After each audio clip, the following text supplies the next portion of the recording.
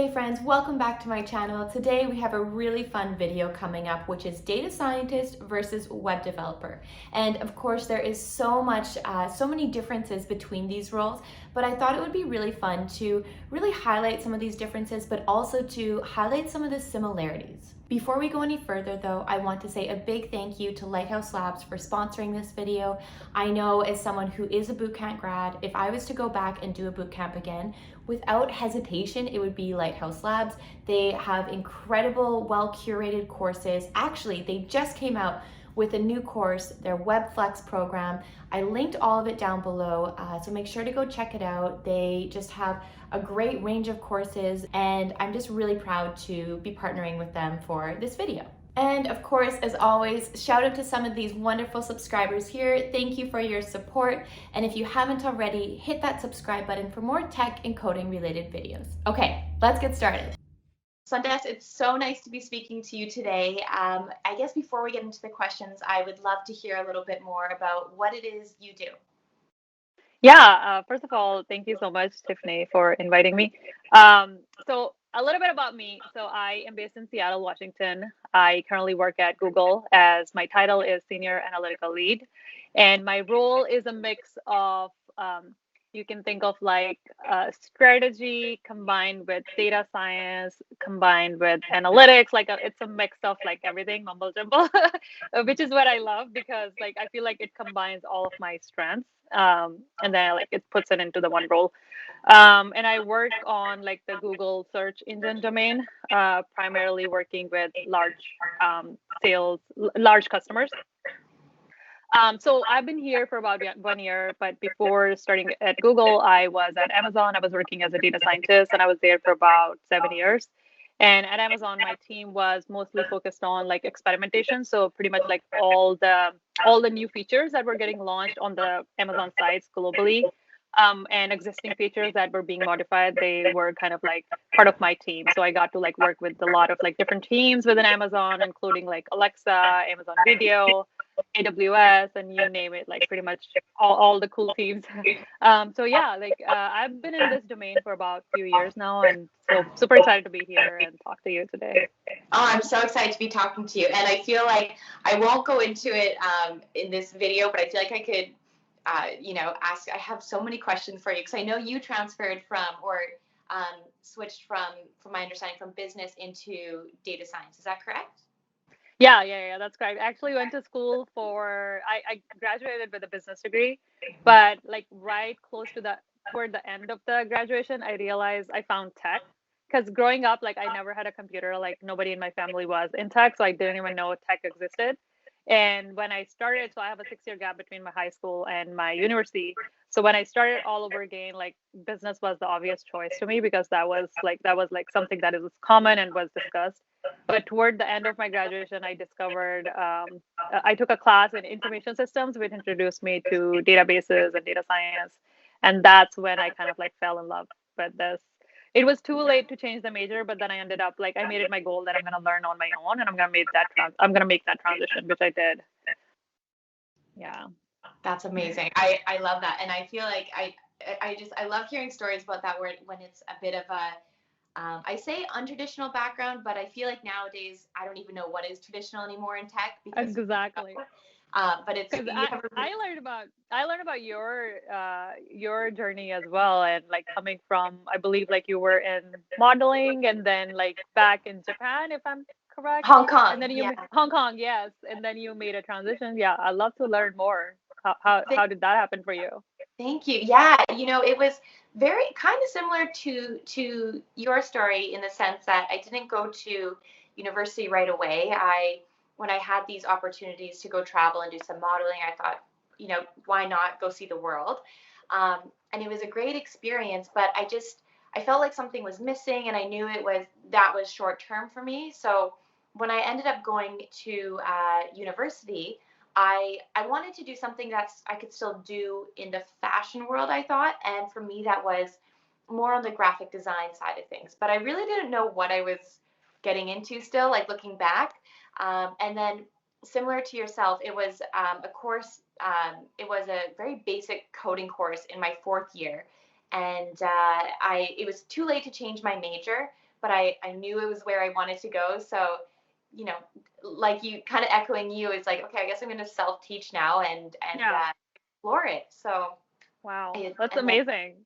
That's yeah, amazing. it was good. And I think one of the benefits, and I'm sure you can attest to this, is coming from different backgrounds and different experiences, both professionally and personally, but just in general, you can bring so much to the table as well. Like even if your background isn't in tech, you can still really, there's all those experiences are still, I think, very valuable for the role that you're in now.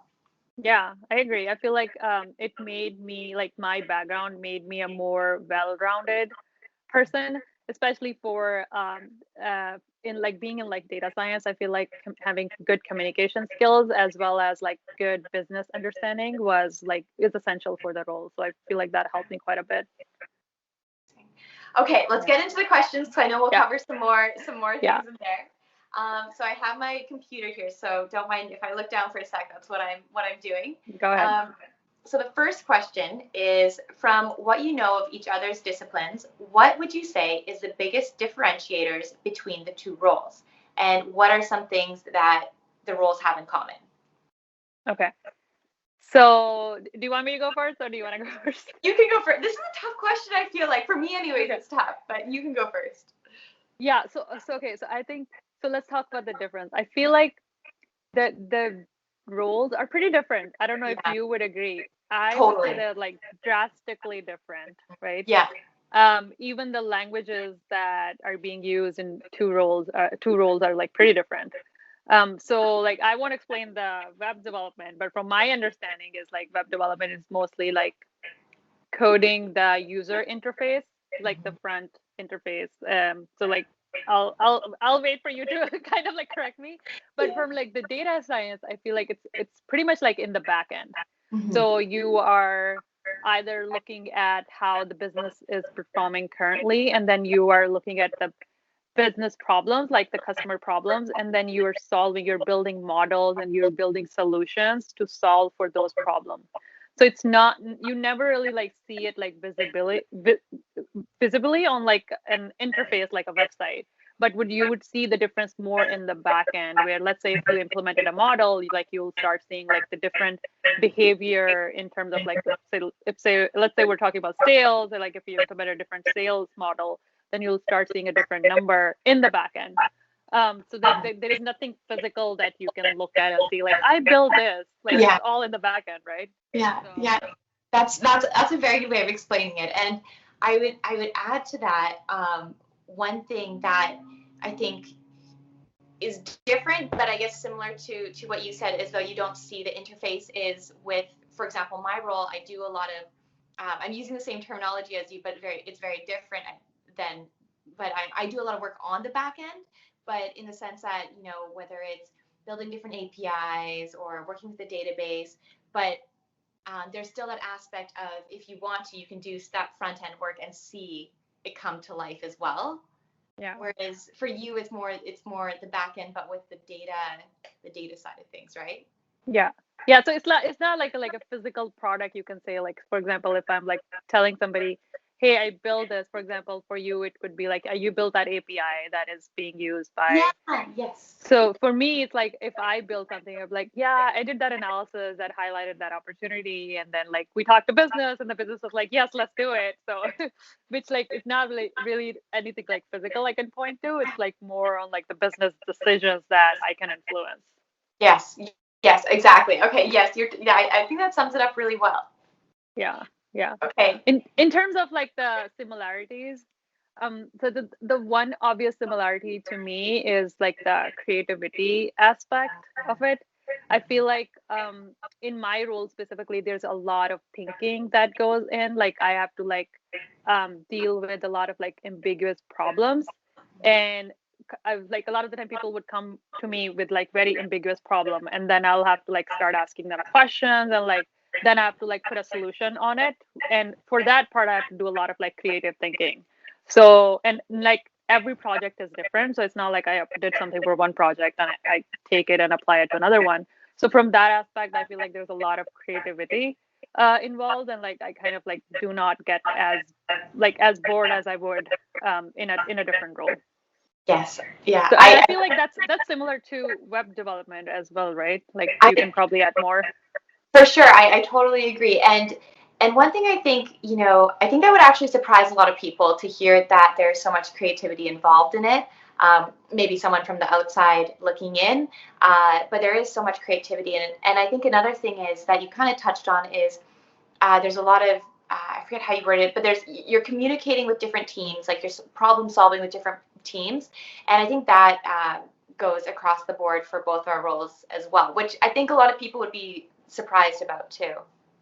Yeah. Yeah, I think that's like when like I think of web development and data science, like what do they have in common? I feel like a lot of them involve, like both of them involve a lot of thinking and a lot of like the creativity aspect, as well as like talking to business stakeholders and like understanding different stakeholders and like understanding what exactly you're kind of like supposed to deliver and Exactly. solve. Yeah. And that kind of brings me to my next question. Speaking of projects, what does a typical project look like in each of our fields? Okay. Do you want to go first or do you want me to? You can go first. I feel like it Okay. came to you right away. Okay.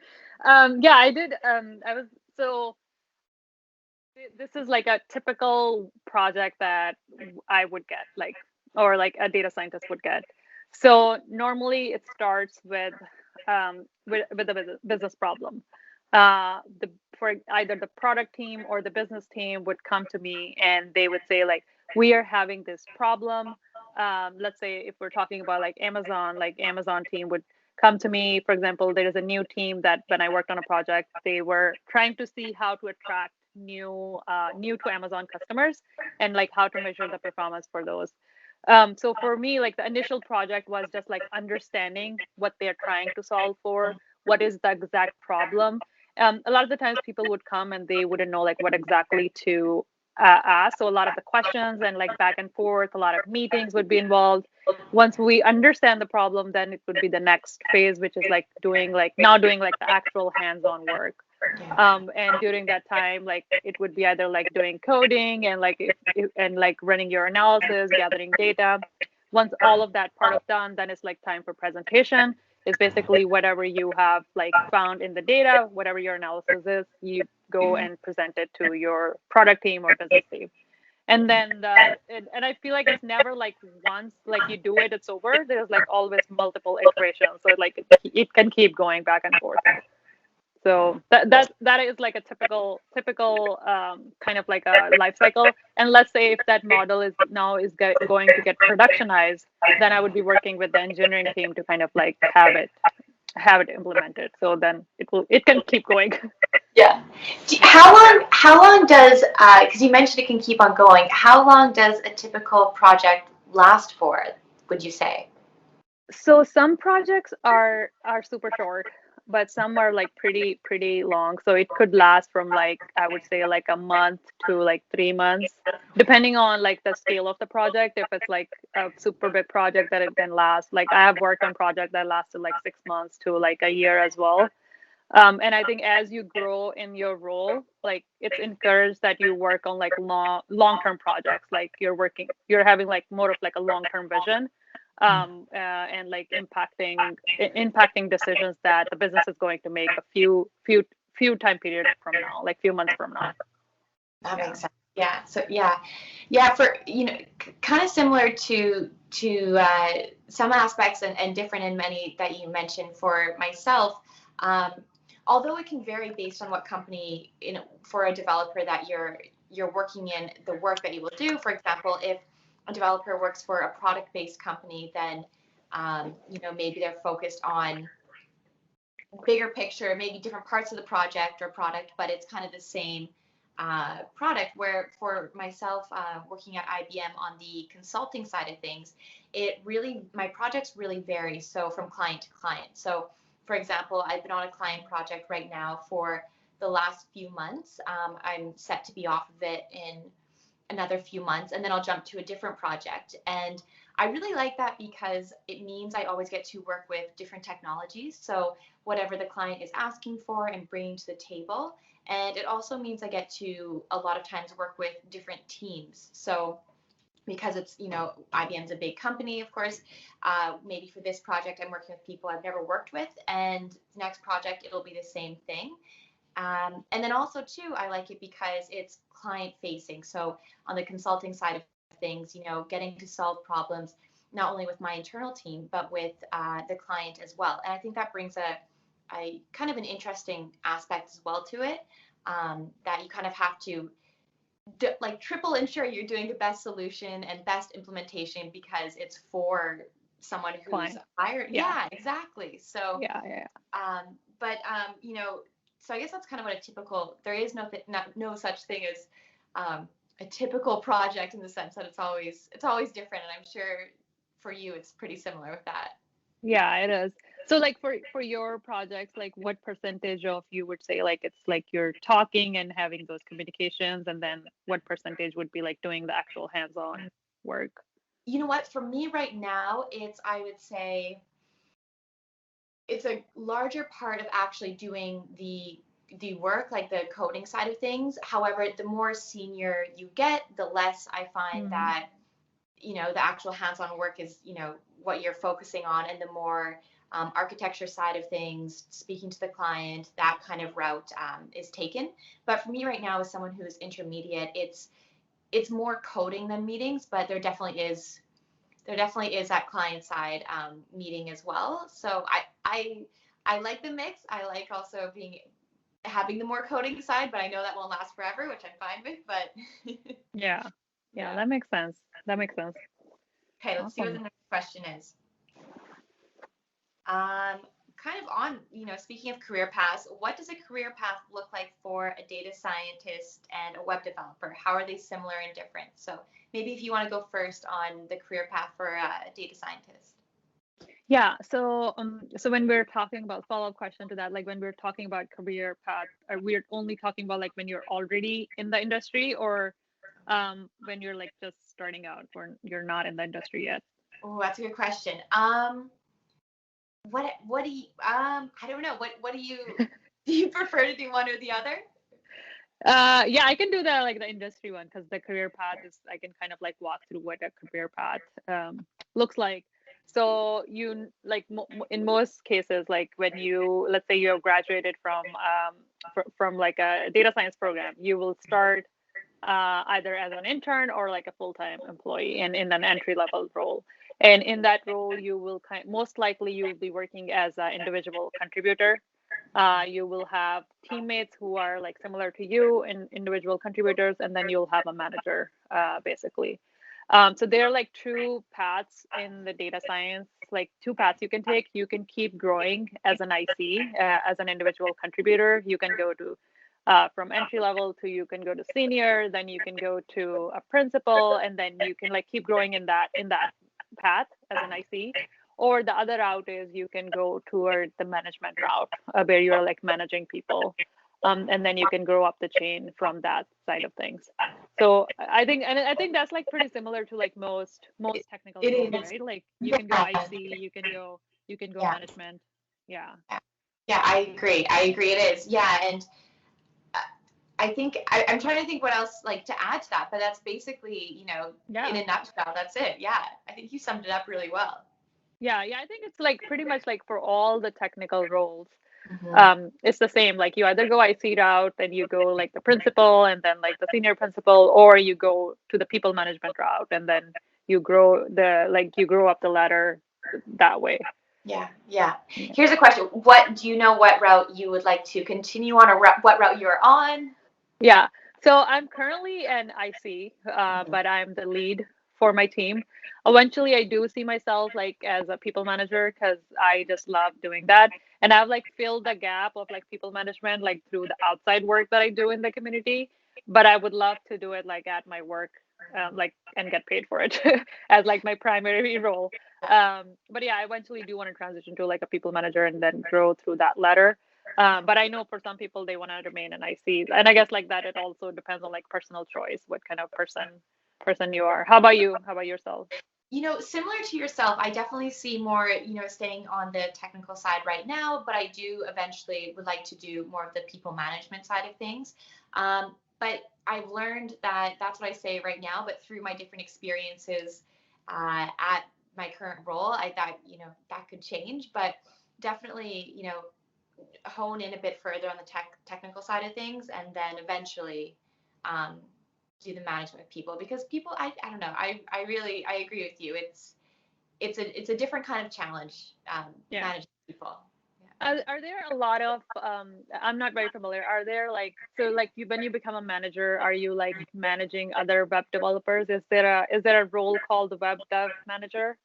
So Something how like it that? works is, and I'm sure, as everything varies company to company, but for myself, anyways, I have a dev lead, which is a developer lead, and Mhm. that's based on the project you're on. And then from there, just different kind of levels of that.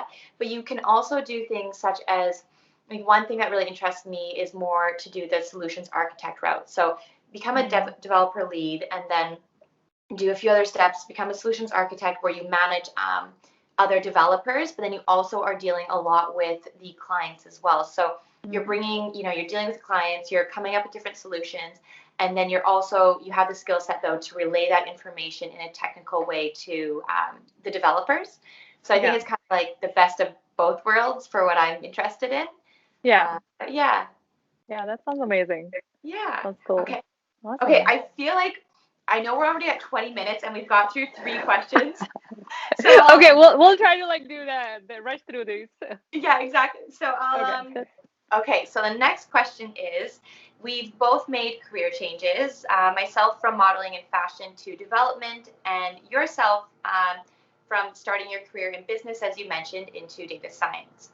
And so many other people are considering both of these career paths or getting in, but don't necessarily, like ourselves, have that specific or linear path into the industry. What is some advice that you would give to someone who is contemplating changing careers from a different industry? I'll let you Okay. go. Okay, I would say do it. That's like the easiest answer.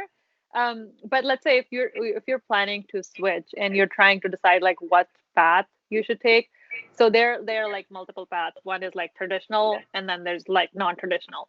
For traditional, like obviously there's like so many degree programs. For example, if we're talking about data science, there's like so many like master's program in data science now that you can go and pursue. And I think majority of them like 1 to 2 years.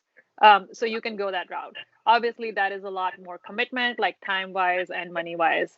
But like if you are not tied to it, you don't have limited resources on both of those. Like consider that. Like it could be a great way to kind of like slowly learn and like go deeper into the skill, into the knowledge, and then like graduate with an actual kind of like with a degree eventually.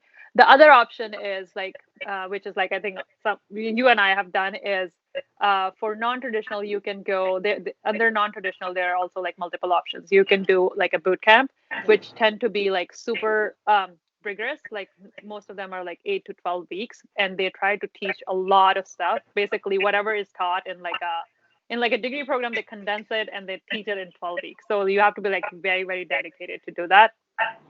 Um, and then there are like certificates that you can take. Beyond that, there's like self-teaching, which you and I have done, like taking courses like on Coursera and like EDX and watching YouTube videos and like just like doing it on your own and reading books. So that's like the other route that you can pursue. So again, like all of this depends on like your personal choice, the time that you have, the resources that you have. The first option works, especially if you're not working full time, and you're planning to like make a cool start. The other options work better if you are like, let's say, working full time and you want to do like boot camp on weekends or in the evening, or you want to do the self learning outside of your 9 to 5. Then that's like a good choice as well. Yeah, I agree. I'm curious, did you, for yourself, because as someone who self-taught, did you do a boot camp as well, or did you do any courses online, or was it just full, I mean, I guess of course online, but was it full self-teaching, or did you take any, Coursera courses or anything like that? So I want to say I got lucky, but I don't want to say that because I feel like a lot, I did not get lucky. I literally worked hard for it. So what, but I was like pretty strategic about it. What I did is I learned about myself that I enjoy while doing it. Like I learned while doing it. So for me, that was like a very key thing that I needed to keep in mind. So I was a data engineer. I did that for 2 years, and I switched the team to be a data engineer in a data science team.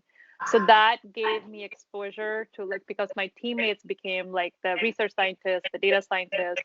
So that gave me a lot more exposure into the data science world. And eventually I talked to my manager that I want to make that transition. So my manager was like, okay, I'll give you a couple of projects, talk to your teammates, talk to me, like ask us questions. So I basically learned, I would learn like, and then he recommended me a few books. Then I would read the books and I'll watch YouTube videos. Like if there's a concept that I don't understand, I'll sometimes like watch those online courses as well. But then like eventually the learning came from, for me, actually doing the projects and like delivering on those projects. And like that all depends on like if that's the type of person that you are. Like I guess like the learning format would be different depending on what how you learn. It's so true. Yeah, first off, that's I think amazing, and and you're so right. It's to even have the.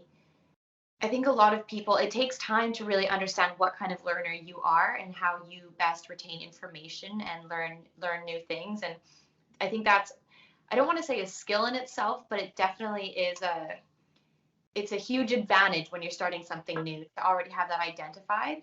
And I know for myself, I tried doing the self-teaching for a while, and it was getting somewhere, but very slowly. And I needed to do something, but I didn't have enough skill set, and I wasn't already, in the workforce to make that kind of transition. So for me, it was going to a coding boot camp, and I did a ton of research beforehand, and because it's a lot of money up front and a lot of your time, and what is it going to be like, and I had a really positive experience. And I think it's because I went in with very realistic expectations of this is where I'm at. This is where what they're going to teach me. I also knew that for that 3 months, my time and everything was dedicated solely to the boot camp. Like I was prepared for that. And then when I came out of it, I think some people were in my class anyways, were expecting to be like, I don't know what they were expecting, but they weren't expecting realistic things. They were expecting to get, a senior developer role, and they've never coded until their boot camp, or they came in with very unrealistic expectations. Whereas for myself, I knew that after this boot camp, it would help me land my first developer role as a junior developer. And from there, I would learn, like yourself, like learn so much more on the job and continue to work my way up. So, but yeah, like you said at the beginning of all of this question, it's just go for it. There's no right or wrong way. I think the biggest thing is you just got to go for it. Yeah. And especially, I feel like if you have come to the realization that this is what you enjoy, and I think that's like the hardest part. Sometimes that's like the hardest thing to figure out, what do you actually want to do? And I think if you have like figured that part out, I think that's like the hardest part. Now you just have to figure out like how to get there. Yes. So, yeah, you're so right. Yeah. And I think that's why, like, to start with, doing some kind of self-learning is really good. Just even if it's through YouTube or a course online, just to see if it's something you kind of enjoy. Yeah. Okay, let's get to the fun questions now, because I feel like we've talked about a lot, we've covered a lot here. So let's start with, okay, 1 second here. Okay, let's do a round of who is more likely to. So for this one, you can go first, and the next one I'll go first, and we'll switch, kind of thing. Okay, that sounds good. So who is more likely to? Which role allows for more creativity? I am biased. I want to say like the data scientist role. And I'm biased too. I want to say my web developer. So who's gonna be the tiebreaker? I don't know. What is the tiebreaker? Okay, so you what is your quick argument or rebuttal for why data science? I think the data scientist has like more creativity. Was that the question, right? The creativity part? Yeah. It's because like not like every project is different. You will not be working on the same problem over and over again.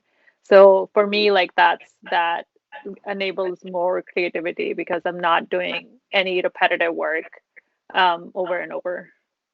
Okay, you know what? I'm gonna give it to you because for myself, for my personal experience, it's similar. Like it's always different projects, but in the overall industry, a lot of people who are developers work on the same product over and over again. So, okay, data science one. Yes. Okay, this is a given one. Which role involves more math? Do you have to be a math whiz for either career path? So data science involves more math. Um, for I think anyways. And do you have to be a math whiz for either? For myself, I'm definitely not a math whiz. So speaking from experience, to be a web developer, you don't need to be a math whiz. But I'll let you go. Yeah, so I don't think you need to be a math whiz for data scientist role. And I think like the data science world is a big umbrella, and within the data, like within under that umbrella, there are like so many roles. So let's say if you're talking about like a data scientist generalist who are like supposed to know everything, like ML, business, software development. So for that, like you're not like building models from scratch. You're not writing things from scratch. So for that, you don't need that much math. You can just like pick up existing models that are available in the libraries and you just have to apply. But let's say if you go more into like the machine learning space where you kind of have to like write your own models and write those equations, that's where you would definitely need more math and not a math whiz, but at least like know a bit of math, at least linear algebra. Yeah, exactly. But that's good for people who are watching that are interested in maybe some realm of data science to know that they don't have to, have a crazy math degree Yeah, to get into it. That it's like you said, an umbrella kind of thing. yeah, it's definitely. I think it's a myth. It's Yeah, a myth. yeah. I feel like I don't know what to do for a point because we agreed on it. So Yeah, we'll yeah. we'll stop keeping track of the points. Okay. Um, let's see. Do you get to work? Do you get to work from home for both roles? Yes, Yes. we both get one. Yeah. Awesome. um, are you able to get into each other's? Oh, sorry. Are you able to get into each of these careers without previous experience? I would say yes. Yeah, Like, yeah, yeah, all you need is just the knowledge, right? You just need to know how to do it. exactly, Um, and then both roles have like junior and entry level roles. So yeah, exactly. Yeah. yeah, yeah. Yes. We both get a point. Yay! Okay, let's move on to the last section, which is the myth busting about each role. What Okay. are some of the biggest misconceptions about your role as a web developer or a data scientist? I think we kind of covered this initially, but Do you want to go first? sure. I think Okay. one of the biggest misconceptions that you highlighted in the first question about creativity. I think there's a misconception, or for web developers anyways, that it's not that creative. And to be totally honest, I don't work with any data scientists, and I didn't know when you explained it, I was like, oh, that makes sense. But I didn't know exactly how much creativity would go into it. So I feel like I learned something through this chat too. Yeah, awesome. So for me, the biggest myth I would say like that it's currently like, which I get a lot of DMs about, is like data scientist job family is going to be taken over by automated ML and AI. And it's a myth. Like, so with the automated ML, some of the mundane tasks that are that you can call them grunt work, so with the automated ML, those tasks are going to be automated. Also, like some like standard problems, those are going to be automated. But like there is, I would say like if we're talking about like how much automated ML will solve, would be like 20% of the overall work. And even to apply the automated ML, you need to know like how to use the tools and how it works in the back end to be able to explain it to the non-tech people. So Yes. that's a big myth. Yes, I'm so happy you brought that up because I get DMs about that too. Even like what's the point? Why should I even go into tech as a whole? Because everything's gonna be automated. And I always say, from my standpoint in my role, there are so many for people who are just making like static websites and whatnot. There are so many alternatives to hiring a developer to do that now, of course, through Wix or Shopify, or, there's so many different ways. But the reality is, just which I think is one of the best parts of being in this industry, is once you're in it, what you're doing today, it's going to change. It's going to continue to evolve and change. And if you're Exactly. a forever learner, you can grow and adapt with that. And so will your role. It's not like your role is just going to be completely cut out. But if you're someone who's growing and changing with the technologies, then you'll be fine. Exactly. Yeah, Exactly. Yeah. You said it exactly right. Like the role in tech, they evolve, and you have to like keep learning and evolving with the roles. exactly. I'm glad you brought that So up though, because that's such a yeah. big one. What is one piece of advice you would give your past self when you were considering a career in tech? Um, so for me, like I did not have access to a computer. I did not know anybody, like people can work from their computers. So I never even considered tech. So like to my old self, I will like go and like shake her like, yeah, you can work from home and like you can like make so much money and like you can just you all you need is a laptop. So I'll just tell her that like tech, there is like huge careers in tech that are paying super well, that allows a lot of creativity, a lot of like using your brain. And like I personally feel like tech is the future. So that's what I would go and tell my old self. How about yourself? Oh my gosh, I love that. Yes. Similar to what you just said, and to add on to it, I would tell myself to be kind and patient to myself. I think, I get a lot of messages, and I know it's something I experienced too when I was first getting into the industry, of when you're entering into it, there's seems like there's so much to learn, because there is. But I had this unrealistic expectation getting into it, that I needed to know everything before I even applied, which is completely false. So I was Oh my so God. hard on Yes. myself. I still don't know. I think I know like 1% of every. You can't. But when you're not from this industry, you don't realize that. And Yeah. so I was so hard on myself, and would just spend every waking second just learning and trying to code, and then in turn, burning out. And it was just like, I guess, to sum it up, just be kind and patient. You'll get to where you need to be.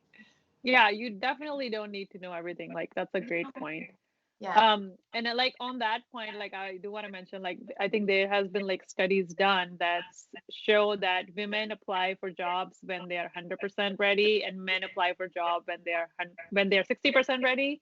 So I think some of it is kind of like we like self-doubting ourselves and want to be perfectionists, that we want to make sure like we're checking off all the boxes, but like you don't need to check off all the boxes. So Yes. that was And thank you for bringing up that statistic too. It's so true.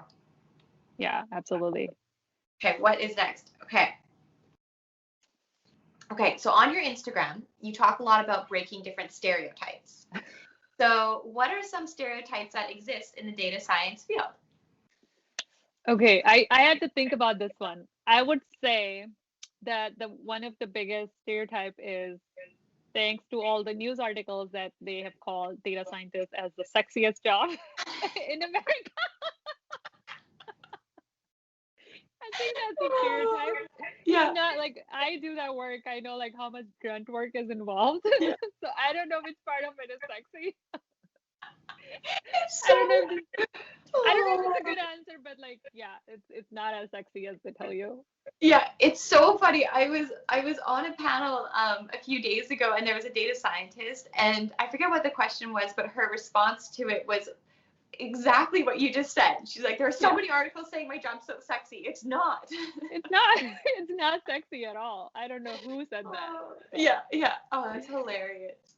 yeah. Um, I think for web development stereotype, I don't know if it's a stereotype as much anymore, but you see there's all those memes of you need to be coding 24/7, or you see these like people in their like basements coding at 2 a.m. or whatever. Like, I don't know. That's, to me, it's a stereotype, because once 5 p.m. is done and Friday is done, I do not code. I think I have other things I like to do, like go outside or be with my family or friends. So I think some stereotypes are that especially in the tech industry, is that your role is your life, which it definitely is not.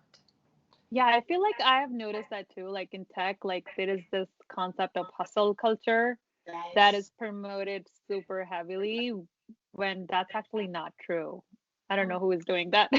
I know. And if you are like, I mean, I feel bad for you. You got to go outside, go for a walk. Exactly. It's okay to have a Okay, life. so yeah, exactly. Okay, last one. What are some myths that you think are worth busting about the tech sector in general? Let's Hmm. see.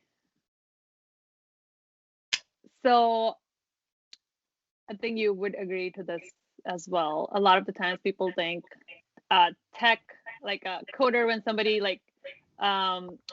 thinks of software engineer, or when somebody think of a person in tech, they mostly think of like a guy in his glasses, and like, so there's like a stereotype for like a Yeah, programmer, and yeah, you see that when you like watch TV shows as well, right? Like it's pretty obvious like who gets to be the programmer and who does yeah. not get to be the programmer. So I guess like that's like a very big stereotype and kind of like a problem. N- n- like it is problem inside tech because there are not a lot of women, but like the way it's projected to the outside world, it's also problematic.